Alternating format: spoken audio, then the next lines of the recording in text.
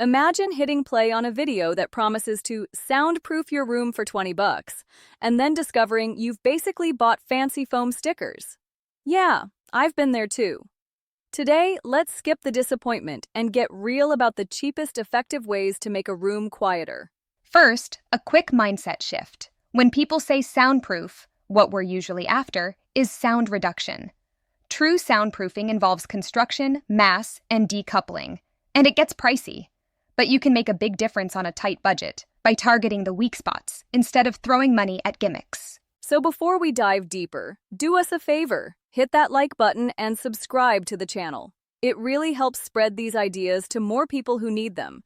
And if you want detailed step-by-step guides on soundproofing projects, head over to soundproofcentral.com. You'll find in-depth articles, product reviews, and practical strategies to make your space quieter without wasting money. Now, let's get back to the topic. Start with one simple question. Where is the sound actually coming from? For most rooms, the culprits are the door and the window. Doors and windows are full of gaps, and gaps are where sound slips in like it pays rent. So we're going to seal, compress, and cushion those pathways cheaply. Let's start with door soundproofing. Here's your first test. At night, turn your room lights off, step into the hallway, and leave the hall lights on. Look back at your closed door. Do you see light bleeding around the edges or under the bottom? That light is sound leakage in disguise. Even a tiny crack can let a surprising amount of noise through. Our mission is to shut those cracks down. Begin with caulking, but skip the acoustic label unless you love paying extra for the same result. What you want is a non-shrinking, non-cracking latex caulk that stays flexible over time. As buildings settle and doors slam, rigid caulk fractures and the leaks return. By sealing the gaps, you just closed a major route for noise. Next, address the door-to-jam seal. When you shut the door, does it wobble or feel loose? That wobble is sound breezing through. The cheapest fix is adhesive weather stripping, under $10 in most places. Apply it along the stop so the door compresses slightly when closed, creating a snug, consistent seal all around. Now for the gap under the door, where a shocking amount of noise flows freely. The most practical and cost-effective solution is to install door sweeps. These narrow strips of material attach to the bottom edge of the door and create a simple, durable seal that significantly reduces sound leakage. On a tight budget, the 3 moves mentioned so far offer some of the best value you'll find, much better than covering your room in foam. But let's keep going. To further enhance door soundproofing, you may want to consider using moving blankets. Think of them as the sleeper pick of budget sound control. They're heavy compared to normal blankets, cheap compared to acoustic drapes, and super versatile. Hung over the inside of the door, they add a layer that both blocks a bit more noise and reduces echo inside the room. Let's turn to windows. These are trickier because true isolation often means double or triple glazing, and that's immediate sticker shock. But don't give up yet. Run that same flexible caulk around any gaps where the window frame meets the wall and where the sash meets the frame. Tiny cracks matter. Then, use moving blankets again or dense blackout curtains. Will this transform your window into a studio-grade barrier? Surely not. But especially with road noise, you'll notice that harsh, high-frequency hiss dull down. And sometimes that's the difference between distracted and comfortable. Okay, walls. This is where myths tend to multiply. Foam tiles, great for taming echoes, bad at blocking outside noise. If you want a wall to block sound, the answer is mass. The cheapest meaningful step is adding another layer of drywall to the noisiest wall, glued and screwed properly. If you can afford it and want a bigger jump, sandwich a layer of mass-loaded vinyl, a dense, flexible sheet often rated around 1 to 2 pounds per square foot, between drywall layers. MLV isn't cheap, but it can be a cost-effective compromise between doing nothing and tearing out an entire assembly. There's another sneaky path people forget. Electrical outlets and switch boxes.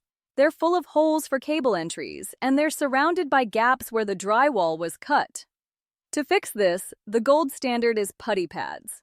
These are fire-safe, moldable wraps that seal the back and sides of the box. Now, before we move on, let's pause and be realistic about wall treatments. Yes, adding mass to walls is effective, but it comes with trade-offs, both structural and aesthetic. Extra drywall means extra weight, which isn't always practical for every space, especially if you're renting. Even simple fixes, like mounting heavy blankets or panels, can change how the room looks and feels. So before you rush into attaching materials to the walls, weigh the payoff against the downside. Sometimes just sealing gaps and focusing on doors and windows gets you most of the benefit without sacrificing your walls. What about ceilings? The good news is that the same principle applies. It's all about sealing gaps and adding mass. If you live under a noisy upstairs neighbor, a second layer of drywall with proper adhesive is the real solution. But that's not always budget-friendly. On the cheap side, rugs or quilts fastened to the ceiling can help absorb some of the noise that filters through. Just don't expect miracles. Impact noise like footsteps is the toughest to block. Still, every layer you add helps chip away at the problem. Let's shift to the floor, because people often forget that noise isn't just about what comes in, it's also about what goes out. Bare floors let sound bounce around and escape more easily. A simple area rug is one of the cheapest fixes you can make. Add a thick underpad, or if that's out of budget, just layer 2 or 3 rugs you already own. If you want an inexpensive but surprisingly effective option, try interlocking foam gym mats. They're lightweight, renter-friendly, and cut down on both impact noise and echoes. For upstairs rooms, especially bedrooms, this trick can make life quieter for both you and the people living below. Now, here's a sneaky one. HVAC vents. Your ductwork is basically a built-in intercom system between rooms, carrying sound as efficiently as it carries air. If you've ever heard conversations from another room through a vent, you know what I mean. A budget-friendly fix is magnetic vent covers. Slap them on when the vent isn't in use. If you still need airflow, try lining the inside of vent covers with thin adhesive foam or felt. Another option is wrapping a short length of flexible duct with insulation to act as a muffler. Just a word of caution, don't block airflow entirely if the vent is critical for heating or cooling. You want balance, quiet without suffocating your HVAC system. Finally, let's talk about one of the cheapest soundproofing hacks of all, furniture placement. Heavy furniture can act like bonus insulation if you put it in the right spot. For example, a fully loaded bookshelf against a noisy shared wall adds both mass and absorption. A wardrobe or dresser can do the same thing, especially if you fill it with clothes or linens. Even a big couch pushed against a thin wall can reduce how much noise leaks through. The best part? You're not buying anything new. You're just rethinking how you use what you already have. So to wrap it all up, start by sealing gaps, then add mass using what you already own: rugs, blankets, furniture. If you're tackling vents or ceilings, make small adjustments that fit your space and budget. Remember, soundproofing isn't about one big expensive fix. It's about stacking small wins that add up. And the best part? Each of these hacks is something you can do this weekend without breaking the bank. If this gave you a clearer plan and saved you some cash, that's a win. You don't need a renovation budget to make your space feel quieter. You just need to attack the right problems first. Now go run that light leak test, grab a tube of flexible caulk, and start taking your room back, one little gap at a time.